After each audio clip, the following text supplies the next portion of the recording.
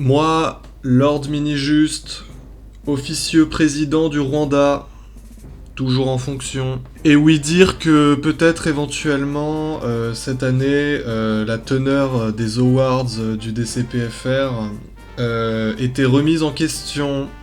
Donc mon avis personnel à ce sujet, c'est qu'au bout d'un moment, peut-être éventuellement, il faudrait songer à aller se faire foutre. Il me semble qu'on a tous des grands-parents qui se sont battus durant la guerre mondiale. Et parmi eux, je crois pas qu'il y en ait un seul qui ait déjà dit si je me suis battu, c'est essentiellement pour que mes petits-enfants ne puissent pas assister aux awards du DCPFR en 2023.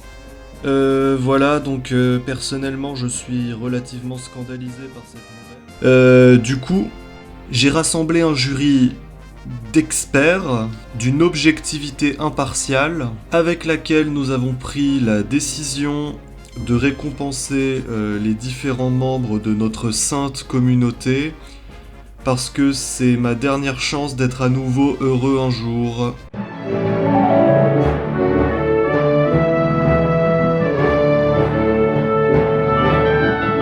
Donc première catégorie de cette édition des Awards, hein, vous connaissez la tradition maintenant, on commence par le membre le plus raciste. Non bon je déconne, hein, j'ai pas envie d'avoir des problèmes, non. À la place on va récompenser le membre le plus fun du DCPFR. Donc pour cette catégorie, spécifiquement, le jury et moi, voilà, on s'est permis une petite fantaisie, hein, voilà, une petite fantaisie, ça nous arrive de temps en temps. On a décidé qu'on allait faire un petit top 3, hein, voilà, exceptionnellement. Donc en première position, Donald. Donc Donald, il nous a très clairement régalé, hein, on peut le dire, il nous a régalé. Clairement niveau fun, c'était pas tip top, c'était même plutôt nul à chier, hein. Il faut savoir que la barre a pas été placée très très haute cette année de toute façon. Par contre, Donald a très clairement été raciste, voilà, il a tenu des propos tout à fait scandaleux et parfaitement condamnables. En plus, il trompe sa femme, enfin bref, c'est une énorme merde, et du coup, bah, il est disqualifié. Donc en deuxième position, là, très clairement, Epic Play. Donc bon, le concernant, je vais faire assez vite. Je tiens quand même à rappeler que Epic Play fait partie intégrante de l'administration du DCPFR. Donc c'est entre autres grâce à lui qu'on n'a pas d'award cette année. C'est entre autres grâce à lui que je suis en dépression. Globalement, ça reste un mec plutôt fun. Et dans la catégorie meilleure collaboration humoristique de l'année, voici nos deux vainqueurs. Vous avez bien mérité votre vidéo de chat de la soirée.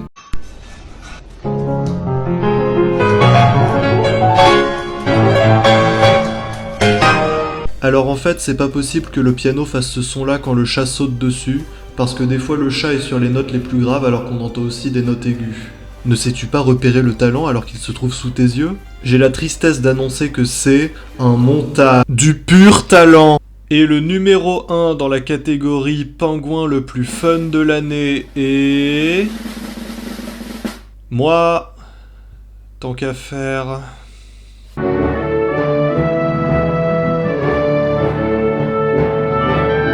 Mesdames, messieurs, parvenez-vous à identifier cette musique ? Et oui, vous l'avez tous bel et bien reconnu, il s'agit de la symphonie du jugement dernier. Beau gosse de l'année, tel est le nom de la catégorie pour laquelle aucun d'entre vous n'est à la hauteur. Bon, on va faire simple et direct, on va crever les accès. C'est moi le beau gosse de l'année, voilà, non mais enfin au bout d'un moment il faut dire les choses telles qu'elles sont. C'est moi qui ai le cul le plus galbé, c'est moi qui ai les formes les plus avantageuses. Clairement niveau vestimentaire, il se passe quelque chose d'épique de mon côté. Enfin voilà, on va pas non plus s'étendre 1000 ans sur le schmilblick. Mais du coup, pour que le jeu soit quand même un minimum équilibré, on va sélectionner un autre connard. Le deuxième plus beau gosse de l'année, donc après moi, hein, c'est...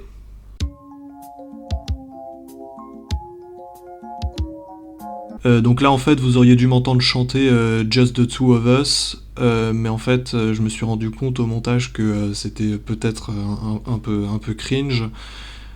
si vous voulez, I see the crystal raindrops fall, and the beauty of it all is when the sun comes shining. Voilà, c'est bon. Voilà, hein, on en a entendu assez. Maintenant, peut-être qu'on peut passer à la catégorie suivante. Just the two of us, we can make it if we try.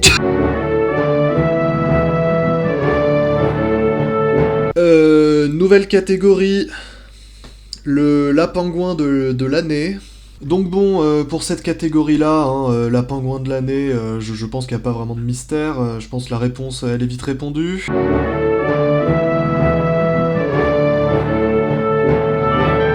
Dans la catégorie vidéaste de l'année, nous avons trois nominés. Dans la catégorie... Tout d'abord, nous avons Jules Roux avec le grand retour de son émission Club Penguin Secrets.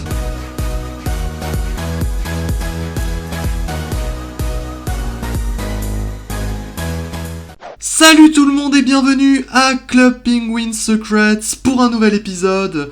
Et oui, après tant d'années de thérapie, je suis enfin sorti de l'alcoolisme. C'est en tout cas ce que croit le médecin qui m'a accordé le droit pour reprendre l'émission. Et aujourd'hui, on se retrouve sur Aventure Pingouin pour vous montrer où se situe la corde et le fameux tabouret, hein, voilà, pour mettre fin à ces jours, tout simplement. Suite à cela, nous avons Mini Juste et son fameux court-métrage La Mare au canard 4. Coin, c'est moi, je suis un canard et je m'ennuie, je vais pas tarder à me masturber sans vergue. Eh, mais y a quelqu'un ici? Oui, bonjour, c'est moi, tu veux du pain? Et enfin, Dridri07 avec, rien du tout, hein, puisque ce bâtard n'a une nouvelle fois rien posté. Par conséquent, le grand prix vidéaste de l'année revient sans trop de surprise à... Oh putain, c'est pas vrai, Dridri07? Yes! Oh et ben merci beaucoup pour ce titre. Franchement, c'est un honneur pour moi de le recevoir. Je m'y attendais tellement pas, c'est impressionnant, j'adore. Ta gueule, Dridri, je te baise, voilà, parce qu'en fait c'est moi le vidéaste de l'année. Maintenant qu'on a un vrai jury, tu pensais sérieusement que t'en aurais les épaules avec ta sale gueule?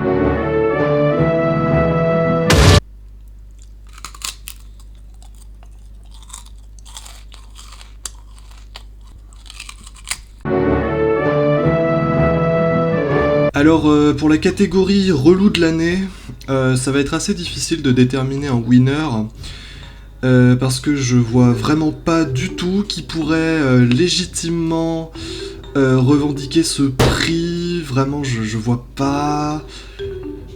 Allez, fin de la blague. Le vainqueur, c'est, roulement de tambour, Kefen. Bravo, bravo, on applaudit Kefen, félicitations, tu nous as bien cassé les couilles toute l'année. Donc j'avais promis à Off que j'allais continuer sa daube, et je suis un homme de parole.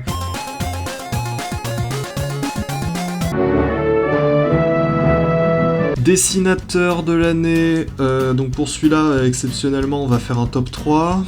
Donc en troisième position, Flo, qui a dessiné Bruh, on peut dire qu'elle a beaucoup de flow. En deuxième position, c'est Epic Play parce que... Et en position, c'est moi pour mon super dessin de beat que j'ai fait avant le début de la cérémonie. Donc là on arrive à ma catégorie préf, je crois. C'est le chanceux de l'année qui permet de laisser sa chance à un membre qui n'a pas encore été sélectionné pour recevoir un prix quand même. Voilà, donc c'est d'une extrême générosité. Dans le cas de cette catégorie, exceptionnellement, on va faire une petite entorse à la règle.